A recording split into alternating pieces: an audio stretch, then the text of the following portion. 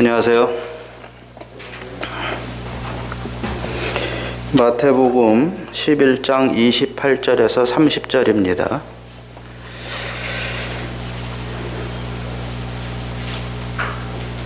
마태복음 11장 28절에서 30절 제가 읽도록 하겠습니다.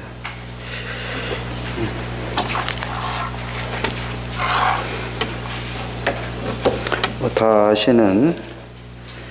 잘 아시는 내용들인데요. 한번 읽겠습니다. 수고하고 무거운 짐진 자들아 다 내게로 오라. 내가 너희를 쉬게 하리라. 나는 마음이 온유하고 겸손하니 나의 멍에를 메고 내게 배우라. 그리하면 너희 마음이 쉼을 얻으리니 이는 내 멍에는 쉽고 내 짐은 가벼움이라 하시니라.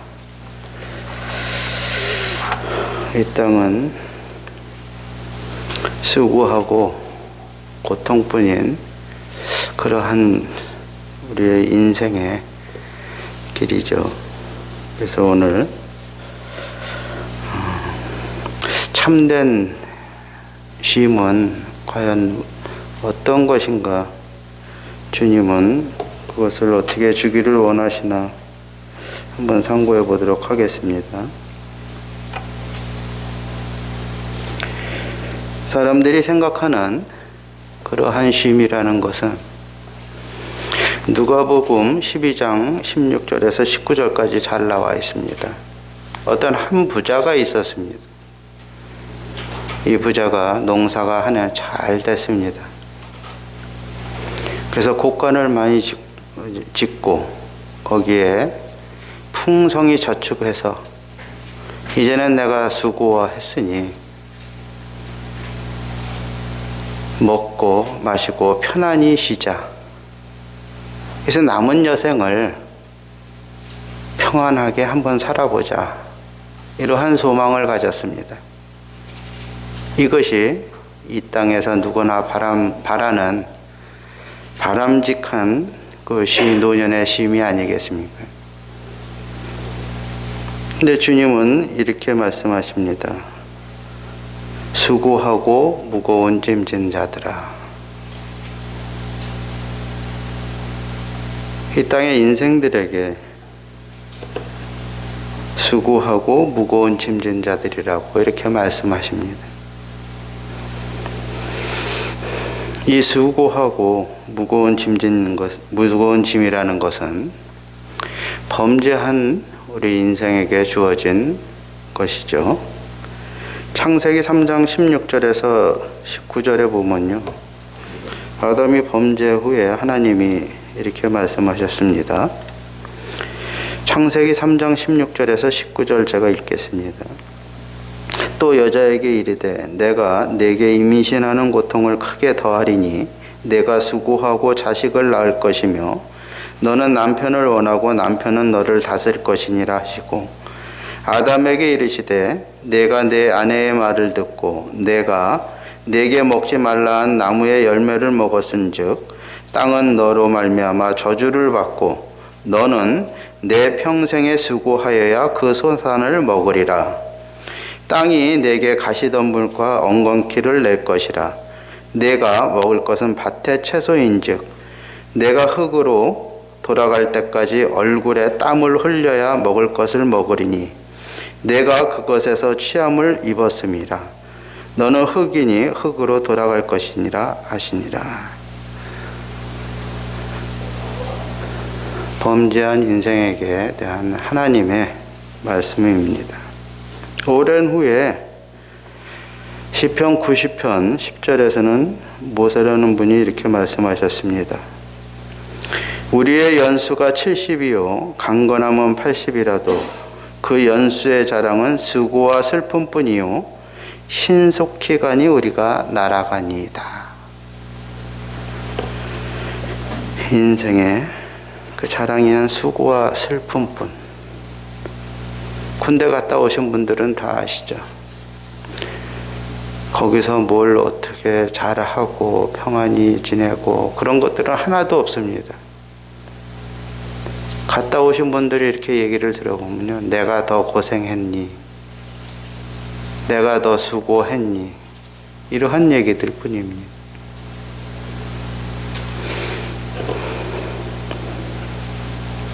또 오랜 후에 솔로몬은 전도서 1장 12절 13절에 이런 말씀을 하십니다. 나 전도자는 예루살렘에서 이스라엘 왕이 되어 마음을 다하며 지혜를 써서 하늘 아래에서 행하는 모든 일을 연구하며 살핀즉 이는 괴로운 것이니 하나님이 인생들에게 주사 수고하게 하신 것이라.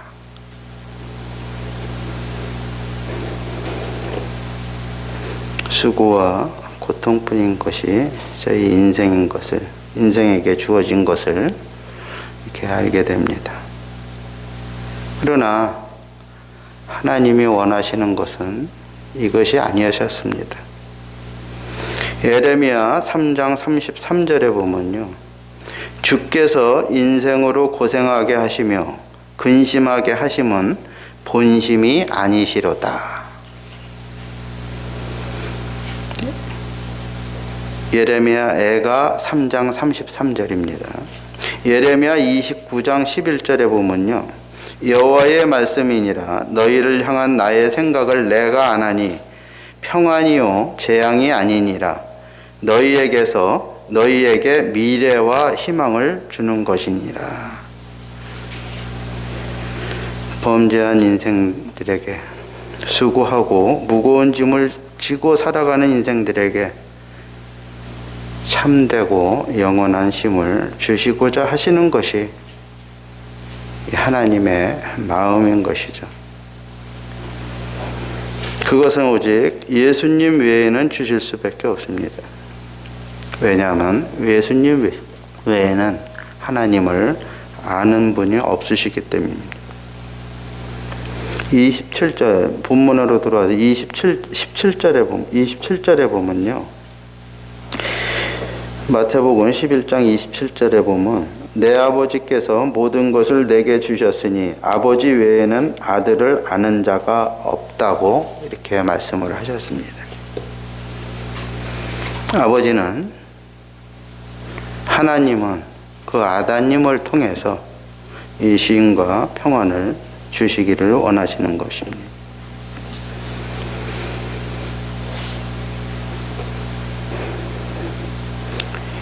범죄한 사람들의 이 세상의 본성적인 지식은 죄악된 사람들을 이 우상숭배로 이끌어갑니다.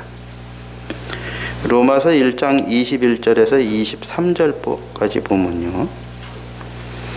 하나님을 알되 하나님을 영화롭게도 아니하며 감사하지도 아니하고 오히려 그 생각이 허망하여지며 미련한 마음이 어두워졌나니 스스로 지혜 있다 하나 어리석게 되어 썩어지지 아니하는 하나님의 영광을 썩어질 사람과 새와 짐승과 기어다니는 동물 모양의 우상으로 바꾸었느니라.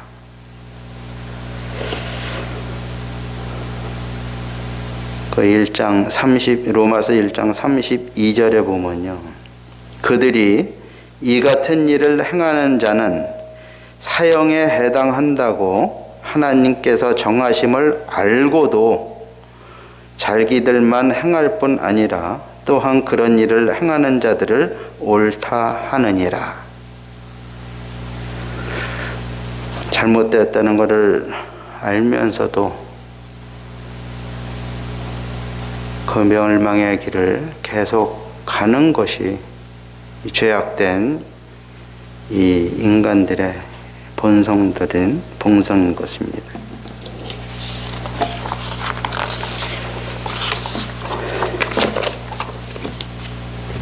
이제 본문으로 돌아가겠습니다.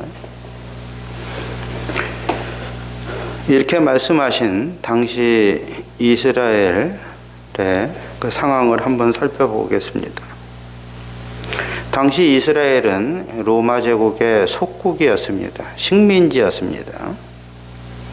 그래서 수고한 그 소득의 대부분은 세금으로 납부하게 됩니다. 왕족들은 탐욕스러워서 백성들을 수탈하기에 바빴고, 종교 지도자들은 양분이 되었습니다. 사두개인들은 세속화가 돼서 백성들의 남은 재산들을 누렸으며, 이 바리새인들은 율법의 그 무거운 멍에를 짊어지게 해서 백성들이 육체적으로나 정신적으로 아주 피폐해진 그런 상태였었습니다. 또한 먹을 것이 없어서 떠돌아다니며 구걸하는 그러한 사람들이 많았습니다. 이러한 정치적, 종교적, 사회적, 경제적 상황에서 예수님이 이리 부르시는 장면입니다. 제가 한 단어별로 한번 살펴보겠습니다. 28절, 수고하고 무거운 짐진 자들아 다 내게로 오라. 내가 너희를 쉬게 하리라. 수고하고 무거운 짐진 자들이라고 합니다. 예수님께 나오려면은 자신이 죄짐에 시달리고 있다는 것을 인정해야 되는 것이죠. 자신이 하나님께서 멀어지고 잃어버린 그러한 자들임을 인정하는 자들만이 이 구원을 받을 수가 있는 것입니다. 주 예수 그리스도에 대한 믿음에 앞서 하나님 앞에서 자신이 죄인임을 인정하는 하나님께 대한 회개가 선행이 되어야 되는 것입니다. 사도행전 20장 21절에 보면요, 사도 바울이 이렇게 말씀하십니다. 유대인이나 헬라인에게 하나님께 대한 회개와 우리 주 예수 그리스도께 대한 믿음을 증언한 것이라고. 자신이 죄인임을 인정을 하고 하나님께 어찌하면 되겠습니까? 하는 그러한 회개가 있어야 되는 것입니다. 그 다음에 내게로 오라고 그러십니다. 내게로. 이 땅에 많은 종교들이 어찌어찌 하면은 천국에 간다, 좋은 데로 간다, 이런 저기가 있지만은 오직 이 믿음의 대상은 예수 그리스도 한 분이십니다.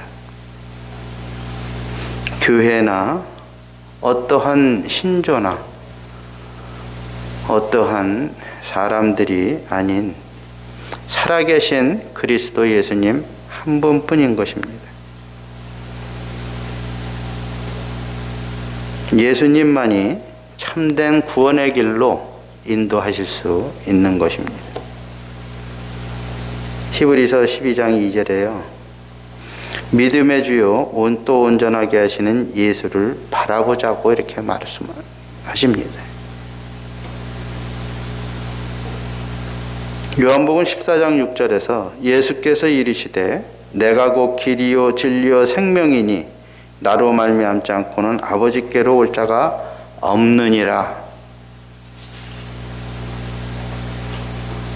말씀을 하십니다.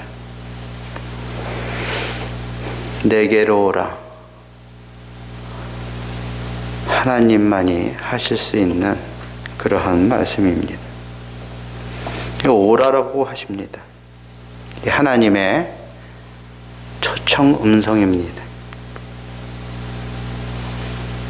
범죄한 인생길에서 멸망의 길로 달려가고 있는 인생들에게 구원의 길로 살리고자 초청하시는 이 음성입니다. 이 오라라는 단어가요, 창세기 7장 1절에 보면요, 그 방주로 이제 개혁 성경이나 개정개혁 다른 번역 성경에서는 들어가라 라고 돼 있지만은 킹제임스 버전에서는 들어오라라고 돼 있죠. 이 초청하는 음성이에요. 이사야서 1장 18절에 보면요, 여호와께서 말씀하시되 오라 우리가 서로 변론하자. 너희의 죄가 주홍 같을지라도 눈과 같이 희어질 것이요 진홍같이 붉을지라도 양털같이 희게 되리라. 구원코자 하시는, 살리고자 하시는, 영원한 쉼을 주시고자 하시는 이 초청의 음성 아닙니까? 오라라는 말씀. 이 초청에 응하는 것은 믿는 것이요, 영접하는 것, 먹는 것, 주님과 함께 마시고 그와 함께 얼굴을 대면하여 보는 것, 예수님을 시인하는 것, 예수님의 음성을 듣는 것, 예수님이 보호하시는 그 문 안으로 들어오고 나가며 꿀을 먹는 것,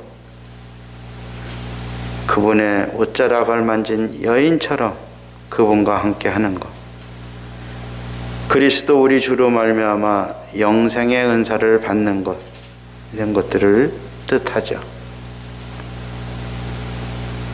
죄의 종에서 의의 종으로, 속박에서 은혜로 나오는 것을 얘기합니다. 이런 자들은 예수님 말씀하십니다. 내가 너희를 쉬게 하리라. 이 쉼이라는 것은 구원의 쉼이죠. 이것은 대가와 조건이 없는 그러한 쉼입니다. 로마서 6장 23절에 죄의 싹은 사망이라고 그랬습니다. 히브리서 9장 12절에 14절까지 보면요, 염소와 송아지의 피로 아니하고 오직 자기의 피로 영원한 속죄를 이루사 단번에 성소에 들어가셨느니라. 염소와 황소의 피와 및 암송아지의 죄를 부정한 자에게 뿌려 그 육체를 정결하게 하여 거룩하게 하거든 하물며 영원하신 성령으로 말미암아 흠없는 자기를 하나님께 드린 그리스도의 피가 어찌 너희 양심을 죽은 행실에서 깨끗하게 하고 살아계신 하나님을 섬기게 하지 못하겠느냐. 양심까지도 실 수 있는 것입니다. 히브리서 10장 22절에 보면요, 우리가 마음의 뿌림을 받아 악한 양심으로부터 벗어나고 몸은 맑은 물로 씻음을 받았으니 참 마음과 온전한 믿음으로 하나님께 나아가자. 그리스도께서 우리 갈보리 십자가에서 구속사역을 완성하셨으며 죄에 대한 삭시 영원히 단번에 지불되었으며 하나님께서는 다시 그 대가를 요구하지 않으신다는 그러한 깨달음에서 오는 양심의 쉼을 누릴 수가 있는 것입니다.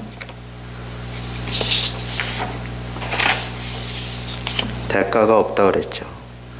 에베소서 2장 8절 9절 너희는 그 은혜에 의하여 믿음으로 말미암아 구원을 받았으니 이것은 너희에게 난 것이 아니요 하나님의 선물이라. 행위에서 난 것이 아니니 이는 누구든지 자랑하지 못하게 함이라.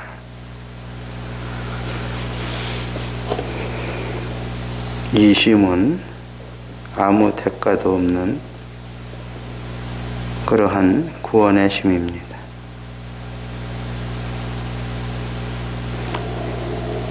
두 번째 쉼이 있죠. 29절을 한번 보겠습니다. 나는 마음이 온유하고 겸손하니 나의 멍에를 메고 내게 배우라. 그리하면 너의 마음이 쉼을 얻으리니. 주님은 선생으로서 주님을 영접하고 따르는 제자들에게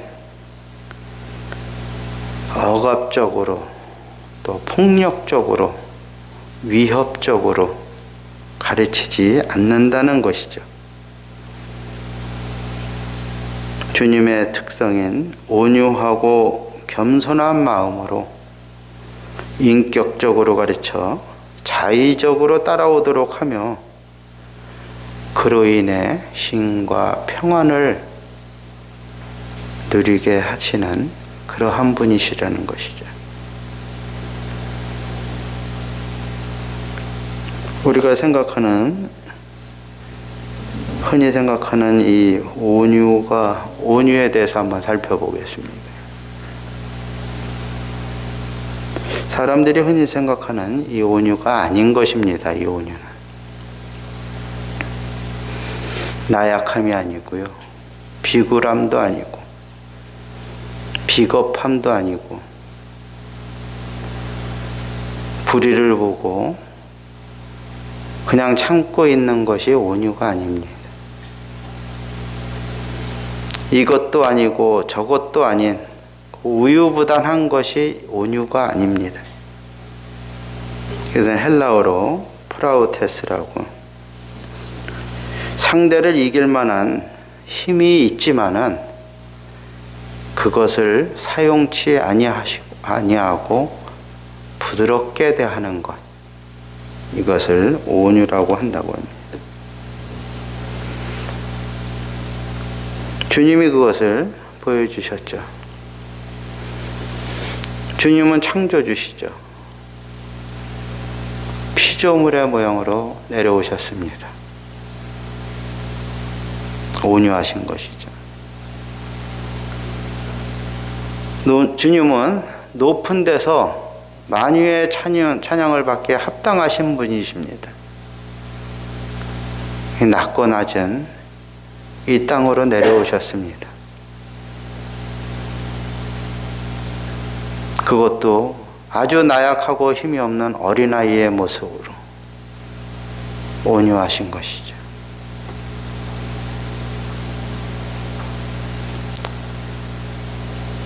주님은 12영이나 되는 그런 천사들을 명하여 다 물리칠 수가 있는 권세를 가지신 분이셨습니다.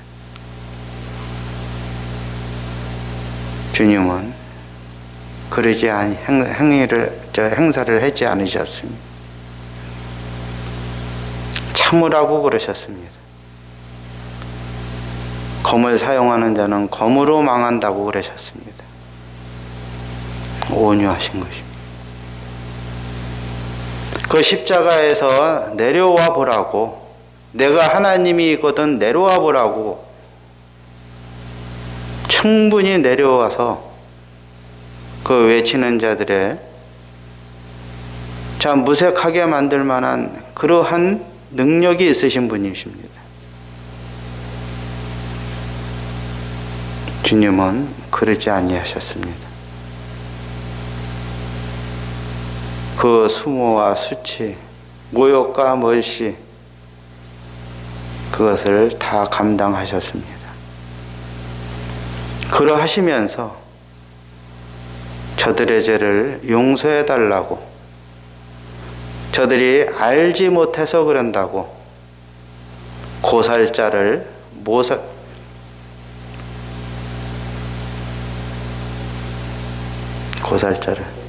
오살자로 이렇게 참 강구하시는 그러한 주님이셨습니다. 온유하신 것입니다.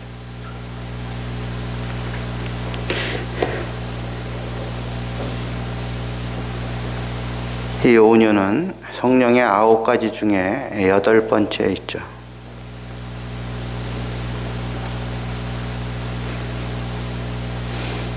젊었을 때는 열심, 믿음, 열정 이런 것들이 있어야 되겠죠. 그러나 삶의 많은 경험을 통해서 모든 것을 수용하며 이해할 때 비로소 상대를 이 온유하게 대할 수 있는 것이죠. 이 온유는 결심으로 해서 되는 것이 아니죠. 나 오늘부터 온유할 거야. 물론 한두 번은 그렇게 할 수 있겠습니다. 그러나 계속 할 수는 없는 것이죠. 주님으로부터 받은 그러한 내적 그 평안, 자유함, 이런 것들이 충만을 해야 이것이 외적으로 온유함으로 표현이 되는 것이죠.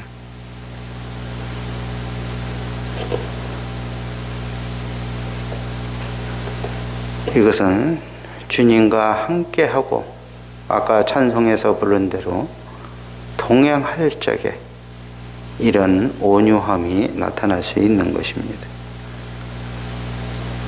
온유하고 겸손하다고 그러셨습니다. 이 겸손은 하나님과 사람 앞에서 가장 낮은 자리를 취하는 것, 큰 자 되기를 멈추는 것, 이런 것을 말씀을 하십니다. 주님이 본을 보이셨죠. 요한복음 13장 13절에서 15절에 보면요, 너희가 나를 선생이라 또는 주라 하니 너희 말이 옳도다. 내가 그러하다. 내가 주와 또는 선생이 되어 너희 발을 씻었으니 너희도 서로 발을 씻어주는 것이 옳으니라. 내가 너희에게 행한 것 같이 너희도 행하게 하려 하여 본을 보였노라. 누가복음 22장 24절에서 27절까지는요. 또 그들 사이에 그중 누가 크냐 하는 다툼이 난지라. 예수께서 이르시되 이방인의 임금들은 그들을 주관하며 그 집권자들은 은인이라 칭함을 받으나 너희는 그렇지 않을지니 너희 중에 큰 자는 젊은 자와 같고 다스리는 자는 섬기는 자와 같을지니라. 앉아서 먹는 자가 크냐 섬기는 자가 크냐? 앉아서 먹는 자가 아니냐? 그러나 나는 섬기는 자로 너희 중에 있노라. 주님의 이 마음, 빌립보서 2장 5절에서 8절에 보면요, 잘 아시는 말씀입니다. 이거는 한번 찾아보겠습니다. 빌립보서 2장 5절에서 8절.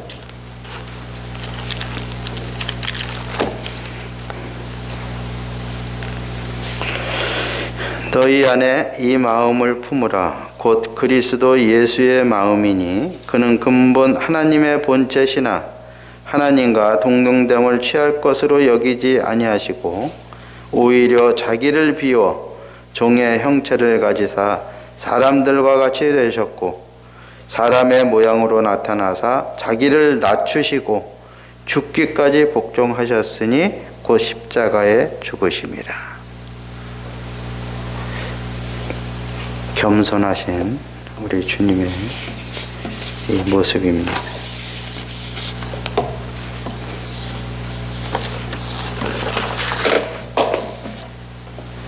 본문으로 돌아오겠습니다. 나의 멍에를 빼고 나는 마음이 온유하고 겸손까지 했습니다. 나의 멍에를 메고, 이 멍에는 소 2마리가, 우리나라는 논밭에 갈 때 소 1마리로 이렇게 멍에를 메고 갈지만은 이 팔레스타인 쪽에서는 소 2마리가 한 멍에를 가지고 양쪽에서 이렇게 같이 밭을 갑니다. 농사를 줍니다. 이 멍에는 두 사람을 위한 도구로서 주님은 그 둘 중에 한 사람이 되기를 원하시는 것입니다. 이렇게 무한히 강력하신 능력이 있으신 참 하나님과 더불어 멍에를 매는 것은 엄청난 축복인 것이죠. 그 멍에지만은 일반적으로 힘들다고 생각하겠지만은 그것은 전혀 멍에처럼 느껴지지 않기 때문입니다. 왜? 나랑 같이 메고 가시는 분이 힘이 있으신 우리 주님이시기 때문이죠. 이 주님의 멍에를 매는 자들은 가장 낮은 위치를 취하는 법을 배우게 되죠. 그래서 주님의 자유케 하는 그 멍에를 받아들이게 됩니다.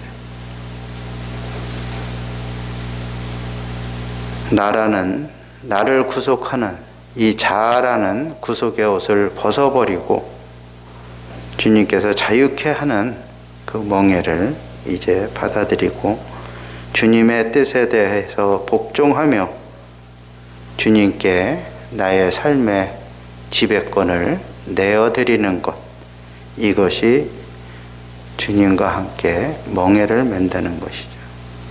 그래서 우리 지난주에 주일날 제자의 그 삶에 대해서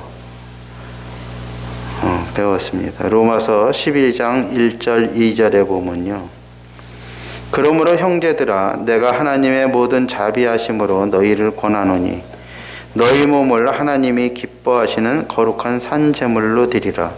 이는 너희가 드릴 영적 예배니라.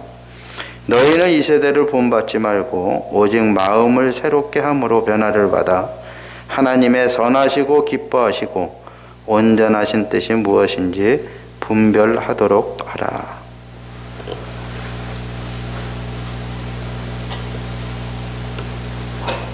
나의 멍에를 베고 내게 배우라고 합니다. 우리의 삶의 모든 영역에서 주님의 주되심을 인정할 때 주님께서는 우리를 이제 훈련을 하십니다. 아까 읽은 대로요. 요한복음 13장 13절에서 15절 다시 한번 읽겠습니다. 너희가 나를 선생이라 또는 주라 하니 너희 말이 옳도다. 내가 그러하다. 내가 주와 또는 선생이 되어 너희 발을 씻었으니 너희도 서로 발을 씻어주는 것이 옳으니라. 내가 너희에게 행한 것 같이 너희도 행하게 하여 본을 보였노라.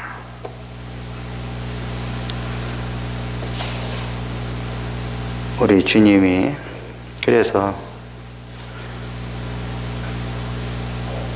어떠한 상황이 우리의 삶 가운데 벌어졌을 적에 우리 주님은 이럴 때 어떻게 하셨나, 이런 것들을 우리는 생각을 하게 되죠.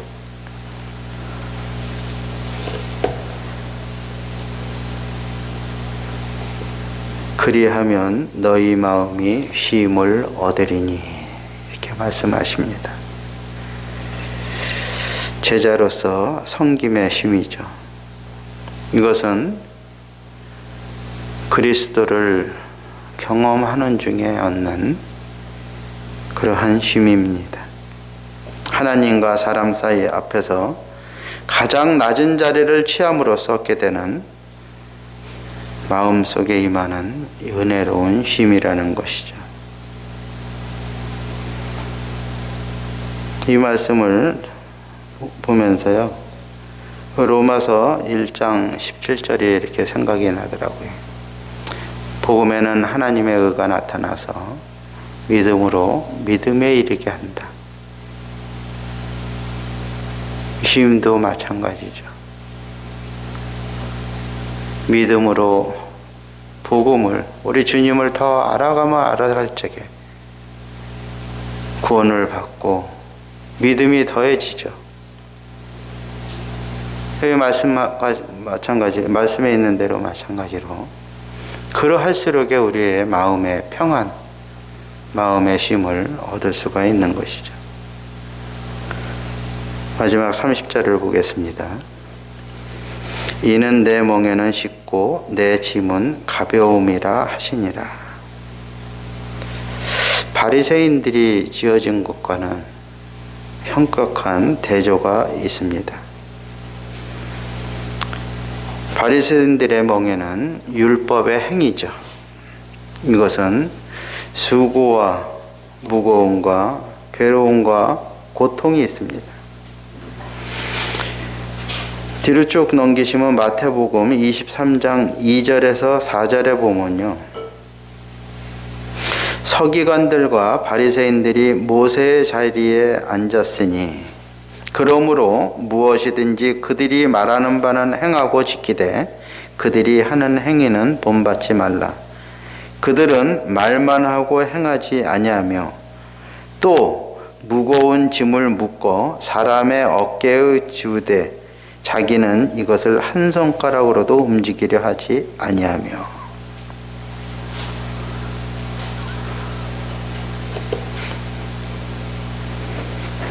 사도행전 15장에 보면요,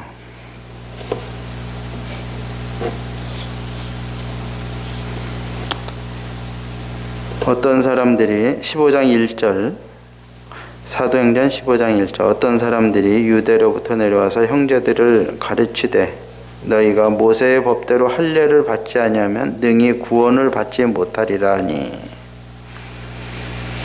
5절, 바리새파 중에 어떤 믿는 사람이 일어나 말하되 이방인에게 할례를 행하고 모세의 율법을 지키라 명하는 것이 마땅하다 하니라. 10절에 사도 중에 이렇게 야고보가 얘기하십니다.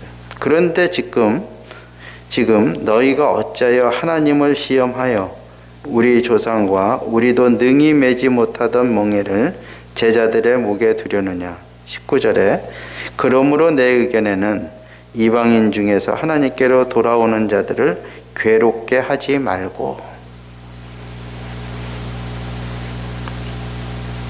이들은 계속해서 백성들에게 아까 서두에 말씀드렸다시피 정치적, 경제적, 사회적, 육체적으로 힘든 고통을 받고 있는 이 백성들에게 정신적으로 고통을 더하여 주는 것입니다. 근데 우리 주님은 이렇게 말씀하십니다. 내 멍에는 쉽고 가볍다. 주님의 멍에는 쉽고 가볍고 기쁨이 있고 고통이 없습니다. 또 그분의 짐은 가볍다고 이렇게 말씀하십니다. 우리가 잘 알아야 될 것입니다. 주님은 이 멍에를 벗겨주겠다, 없애주겠다는 말씀이 아니십니다. 우리 그리스도인의 이 땅의 삶에서 여러 가지 시련이 있고 문제가 있고 어려움이 있고 골칫거리가 없다는 뜻이 아닙니다. 그것이 있을지라도 홀로 지지 말라는 뜻입니다. 지금. 왜냐하면 우리가 필요한 때마다 충족한 은혜를 그분은 주시기 때문입니다. 그분은 능력이 있으신 분이시기 때문입니다. 히브리서 4장 16절에 보면요, 그러므로 우리는 긍휼하심을 받고 때를 따라 돕는 은혜를 얻기 위하여 은혜의 보좌 앞에 담대히 나아갈 것이니라. 우리는 주님을 섬기는 것은 속박이 아닌 온전한 자유인 것입니다.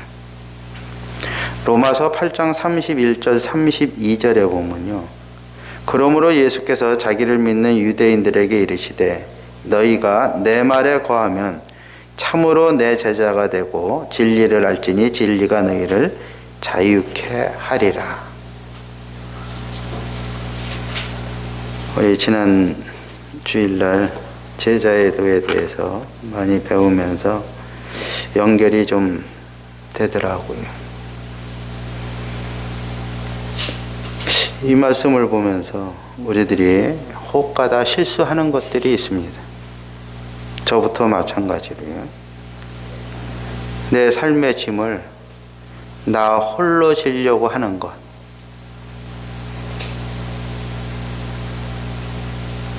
요거 실수인 것입니다. 주님은 이 멍에를 통해 그 따르는 제자들을 단련시켜 주시고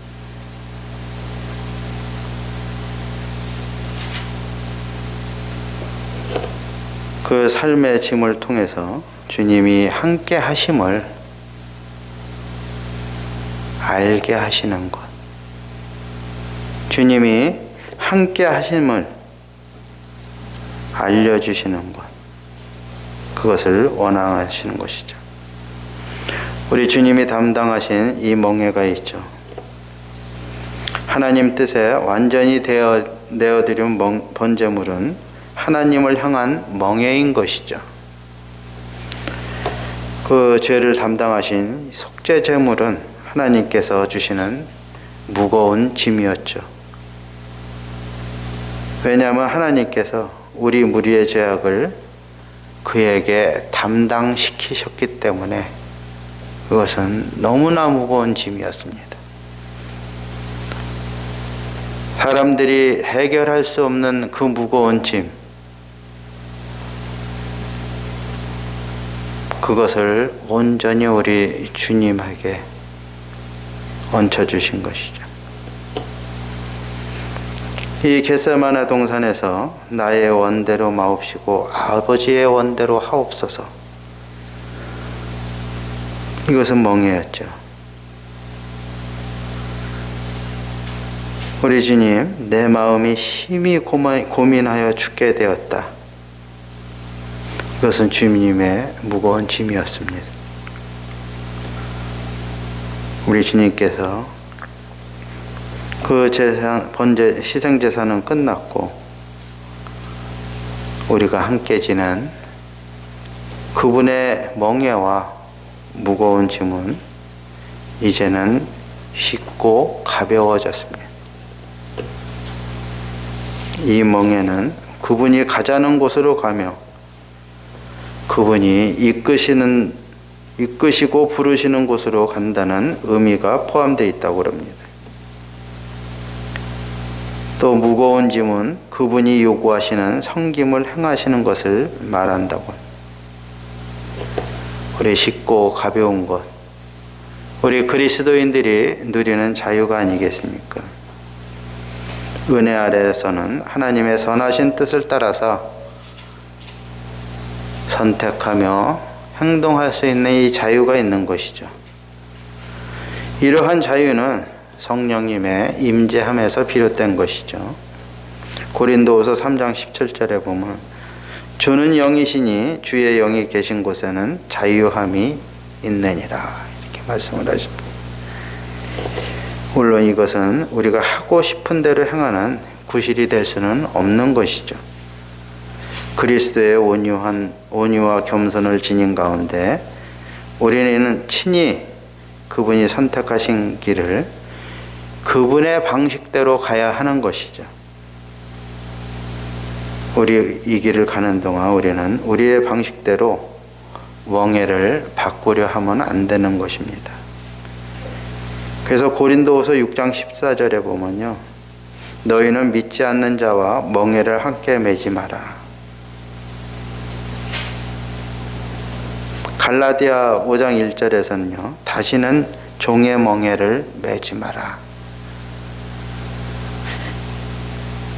베드로전서 2장 16절에 보면 너희는 자유가 있으나 그 자유로 악을 가리는 데 쓰지 말고 오직 하나님의 종과 같이 하라.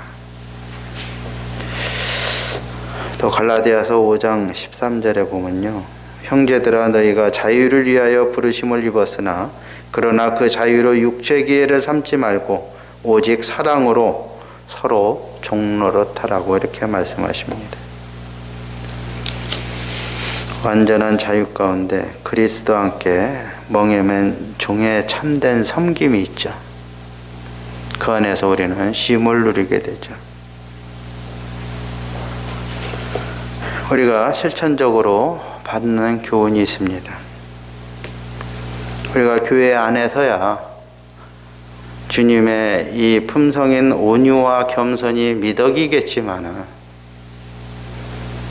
이 악하고 험한 이 야급과 강식의 그 방침에 살아가는 이 세상에서 온유와 겸손으로 어떻게 살아갈 수 있겠습니까? 이것으로는 이 세상을 이겨나갈 수가 없습니다. 라고 생각할 수도 있습니다. 그러나 우리 주님은 이 유대인이나 이방인들이나 이 증오, 미움, 시기, 질투, 다툼, 심지어는 죽임까지 이것을 다 받아내시고 온유와 겸손 또 사랑으로 품으셔서 이것을 이기셨습니다. 이것이 이 세상을 이기는 방법이 아닌가 이렇게 생각이 되어집니다.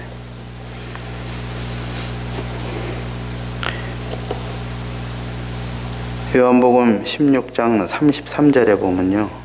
이것을 너희에게 이르는 것은 너희로 내 안에서 평안을 누리게 하려 함이라. 세상에서는 너희가 환난을 당하나 담대하라. 내가 세상을 이겼노라.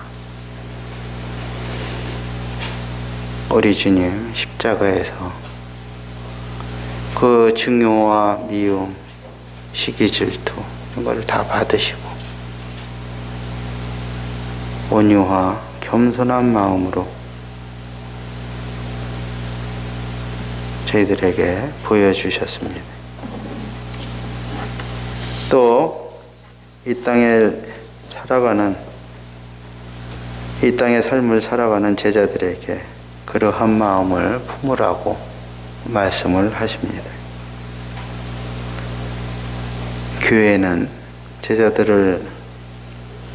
제자 양육을 이러한 마음으로 해야 되고, 우리 그리스도인은 세상에서 살아갈 때 이 주님의 온유하고 겸손한 마음을 품고 그것을 드러내는 그러한 저희들의 모습이 됐을 때 주님이 얼마나 기뻐하실까, 이러한 생각을 하면서 이 말씀을 교제를 나눴습니다.